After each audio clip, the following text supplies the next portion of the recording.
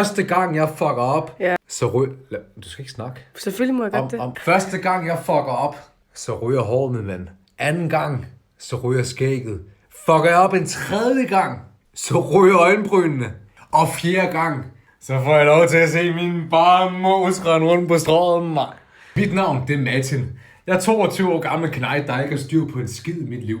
Jeg kommer og prædiker med på videoer, hvor jeg skal fortælle jer, hvordan I skal leve jeres liv. Men sandheden er, at jeg har ikke engang styr på mit eget. Jeg rører stadigvæk for meget hash, og jeg har samlet mig en rigtig fin skattegæld, fordi jeg ikke har styr på mine penge. Udover det, så har jeg en fucking krop som en kælling på østrogen, mand. Prøv at se det her, det plejer at være mandepatter, ikke? Men nu er det blevet kvindepatter, mand. Så hvad fanden er jeg til at fortælle dig, hvordan du skal leve? Vi har så mange falske coaches, wannabe guruer, der prøver at pretend det ene og det andet, men sandheden er bare, at der er ikke ret mange, der er styr på det shit. Så I'm gonna fucking walk the talk, man. Hvad sagde du til sidst?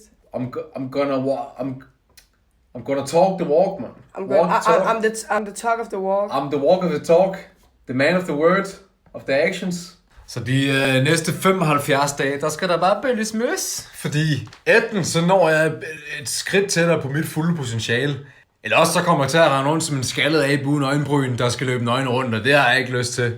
Men hvad tror I, der kommer til at ske? Kan jeg holde den?